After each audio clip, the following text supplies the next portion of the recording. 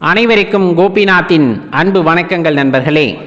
பொதுவாக இந்த எலுமிச்சம்பழ மாலை இறைவனுக்கு சாற்றுகின்றோம் அல்லவா? சில ஆலயங்களிலே அம்பிகைக்கு எலுமிச்சம்பழ மாலை சாற்றுவார்கள். அதை நாம் வாங்கி கொடுக்கிறோம் அப்படிங்கும் போது ஒரு பெரிய புண்ணிய பலன் உண்டு. அதை தெரிந்து கொண்டு செய்யும் பொழுது அல்லது தெரியாமல் செஞ்சாலும் அந்த புண்ணியம் வந்து தான் சேரப்போகுது. அது என்னன்னு இந்த பதிவில் பார்க்கலாம் நண்பர்களே. மறக்காமல் இந்த வீடியோவை லைக் பண்ணிவிட்டு உங்கள் நண்பர்களோட பகிர்ந்துக்குங்க. பொதுவாக எலுமிச்சங்கனி அப்படிங்கிறது தேவகனி அப்படின்னு அழைக்கப்படும்.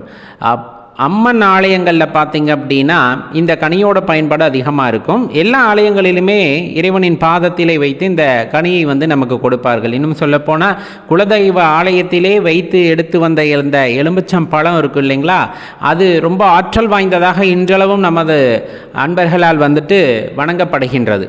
அது எல்லா ஆலயங்களுக்குமே சேர்த்து தான். இந்த மாலை எலுமிச்சம்பழ மாலை அப்படிங்கிறது சக்தி தேவிக்கு வந்து ரொம்ப உகந்தது. அப்படிங்கிறனால தேவிக்கு வந்துட்டு மாலை அணிவிப்பார்கள். அது ஒவ்வொருத்தர் 108 அவர்களால் முடிந்த அளவிலே வந்துட்டு அந்த மாலையை தன் கையால் கோர்த்து போடுபவர்களும் இருக்கிறார்கள், கடையிலே வாங்கி போடுபவர்களும் இருக்கிறார்கள். இதில் என்ன புண்ணியம் வந்துட போகுது? இதுதான் இங்கே பெரிய கேள்வி.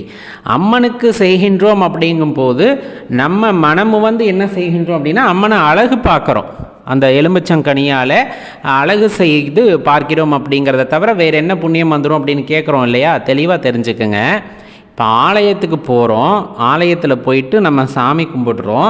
சாமி கும்பிடும் போது நமக்கு பிரசாதம் கொடுக்கிறார்கள், விபூதி குங்குமம் கொடுக்கிறார்கள். சரி, அதை தாண்டி ஒரு விஷயம் பண்ணுவாங்க. என்னன்னா, அம்மன் பாதத்திலேயோ அல்லது இறைவன் பாதத்தில் இருக்கக்கூடிய ஏதேனும் ஒரு பூவோ அல்லது இந்த எலுமிச்சங்கனியோ எடுத்து கொண்டு வந்து ஒருவரின் கையிலே கொடுக்கிறார்கள் அப்படின்னா அவர்களுடைய மனநிலை என்னவாக இருக்கும் என்று யோசித்து பாருங்கள். ஏன்னா தன்னம்பிக்கை அல்லது பிறர் இருக்கிறார்கள் அப்படிங்கிற அந்த நம்பிக்கை வாழ்க்கையை அடுத்த கட்டத்தை நோக்கி செலுத்தும். அவ்வளவுதான், தெளிவாக தெரிஞ்சுக்குங்க. அதுலேயும் இறைவன் இருப்பதை உணர்த்தக்கூடிய சில விஷயங்களிலே ஒன்று இது. ஆலயத்திற்கு போகும்போது எலுமிச்சம் பழம் கனி வந்து நம்ம கைக்கு வர்றது, நம்ம கொடுக்காம இருக்கும் பொழுதே நம்ம கைக்கு வர்றது அப்படிங்கிறது இறைவனுடைய அந்த அருளை நமக்கு கொடுப்பதாக நம் உள்ளுணர்வு சொல்லும். அதே போல் சில நல்ல விஷயங்களும் நடைபெறும். அவரவர் அனுபவத்திலே இதை பார்த்திருக்கக்கூடும். அந்த வகையிலே இப்போ நம்ம போனால் நமக்கு கிடைச்ச எவ்வளோ சந்தோஷப்படுறோமோ அதே போல தான் தன்னால் இயலாதவர்கள், எது இறைவனுக்கு ஏதேனும் வாங்கி கொண்டு போய் கொடுக்க முடியாமல் இருக்கின்ற சில பேர் ஆலயத்திற்கு வருகிறார்கள். அவர்கள் கைக்கு இந்த எலுமிச்சம்பழம் போகிறது அப்படிங்கும் போது, தேவக்கனி இறைவனின் பாதம் தொட்ட கனி அவர்களுக்கு போகிறதுங்கும் போது அவர்கள் மனதிலே ஒரு உந்துதல் ஏற்படும் அல்லவா, ஒரு சந்தோஷம் ஏற்படும் அல்லவா. அதற்கு காரணமானவர்களாக நீங்கள் மாறும் பொழுது அது எவ்வளவு பெரிய புண்ணிய பலன் என்று யோசியுங்கள். அடியேன் கூறுவதை தெளிவாக உணர்ந்து கொள்ளுங்கள். ஒரு 108 பழம் இருக்கக்கூடிய எலுமிச்சம்பழ மாலையை வந்துட்டு அம்பிகைக்கு அணிவிக்கின்றோம். அது அணிவித்தால் என்ன செய்வார்கள்? எடுத்து பிறகு வருகின்ற ஒவ்வொருவருக்கும் ஒவ்வொன்றாக பிரித்து கொடுப்பார்கள். நம்ம நிறைய ஆலயத்தில் பார்த்துருக்கோம். இப்போ நம்ம 2 கனி வாங்கி கொடுக்குறோன்னா நம்மக்கிட்ட திருப்பி கொடுத்துருவாங்க, இறைவனின் பாதத்திலே வைத்த கனி என்று சென்று விடுவோம். அது அத்தோடு முடிந்தது. ஆனால் இந்த மாலை வாங்கி நீங்கள் சாற்றுகிறீர்கள், அதை நாம் பிறருக்கு கொடுத்து விடுங்கள் என்று கூறுகிறோம். அப்படிங்கும் போது அது 108 பேருக்கு போய் சேரும். 108 பழமாலையாக இருக்கின்ற பட்சத்திலே அந்த 108 பேரிலே உண்மையாலுமே இயலாதவர்கள் என்று இருந்தார்கள் என்றால் அம்பிகை இன்றைய தினத்திலே தரிசனம் செய்தால் போதுமே அப்படிங்கிற அந்த எண்ணத்தில் வருகிறார்கள். அப்படிங்கும் போது அந்த பழத்தை வாங்கி கொடுக்க முடியாத சூழ்நிலையில் இருப்பவர்கள் கைகளுக்கு நீங்கள் இறைவனுக்கு சமர்ப்பணம் செய்த அந்த எலுமிச்சங்கனிகளிலே ஒன்று செல்கிறது என்றால் அவர்களின் மனம் எவ்வளவு சந்தோஷப்படும் என்று யோசித்து பாருங்கள். இறைவன் நம்முடன் இருக்கிறார் என்ற அந்த நம்பிக்கையை அதை ஏற்படுத்தும். அந்த நம்பிக்கை அவர்கள் மனதிலே ஒரு உற்சாகத்தை உண்டாக்கும். இந்த உற்சாகத்தை உண்டாக்கியது யார் அப்படிங்கிறத நீங்கள் யோசிச்சிங்கன்னா இறைவன் தான். ஆனால் அதற்கு காரணகர்த்தாவாக யாரை பயன்படுத்தினார் என்றால் உங்களை பயன்படுத்தி இருக்கிறார் அப்படிங்கிறத உண்மையை நாம் தெரிஞ்சுக்கொள்ளணும். அது ரொம்ப முக்கியமான விஷயம். அதனால தான் ஆலயத்துக்கு போகிறீங்க அப்படின்னா ஒரு 4-5 கனி வாங்கிட்டு போகிறீங்க, நம்மளால் முடியும் அப்படின்னா அதில் அவங்கக்கிட்ட சொல்லிவிட்டு ஒரு கனியை மட்டும் நம்ம வாங்கிக்கலாம் நம்மளோட மன ஆறுதலுக்காக. மீதியை வந்துட்டு அவங்க வேறு யாருக்காவது எடுத்து கொடுக்கும் பொழுது அவர்கள் மனதிலே உண்டாகக்கூடிய மகிழ்ச்சி அப்படிங்கிறது கண்டிப்பாக அதுக்கு காரணகர்த்தாவாக இருந்த உங்களுக்கும் அதிலே ஒரு புண்ணியம் உண்டு. ஏன்னா பிறரை மகிழ்வித்து பார்ப்பது தான் வாழ்க்கை. பிறர் மகிழ்ச்சியில் இருக்கும் பொழுது அந்த மகிழ்ச்சியை காண்பது ஒரு வாழ்க்கை. தனக்கு கஷ்டம் என்ற வந்த ஒருவருக்கு இறைவன் ஆசீர்வதிக்கப்பட்டார் அப்படிங்கிற ஒரு உணர்வை ஏற்படுத்தி அவர் மனதிலே ஒரு மகிழ்ச்சியை உண்டாக்குகிறீர்கள் அப்படிங்கும் போது அந்த மகிழ்ச்சிக்கு நேரடியான காரணமாக இறைவன் இருந்தாலும் அதற்கு காரணகர்த்தாவாக இருந்த உங்களுக்கும் அந்த புண்ணியமானது வந்து சேரும். அதில் மாற்று கருத்தே இல்லை.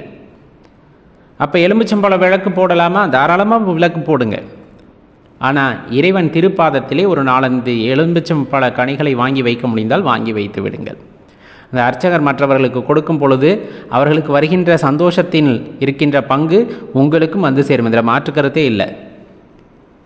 அப்போ அவ்வளவு பெரிய புண்ணியத்தை உண்டாக்குகிறீர்கள். எலுமிச்சம்பழ மாலை வாங்கி நீங்கள் போடுறீங்கன்னா, அடே அப்பா அவ்வளவு காசு இருந்தா அப்படின்னு யோசிக்காதீங்க. இருக்க பெற்றவர்கள் இல்லாதவர்களுக்கு கனிகளாக கொடுப்பதையும் தாண்டி மகிழ்ச்சியை உண்டாக்குகிறீர்கள் அப்படிங்கிறது தான் இதன் வழியாக நாம் தெரிந்து கொள்ள வேண்டிய விஷயம். ஆலயங்களிலே வைத்து அன்னதானம் செய்வதும் அதே போல தான். ஒரு 100 பேர் வந்து சாப்பிட்றாங்க, அன்னதானம் சாப்பிட்றாங்க.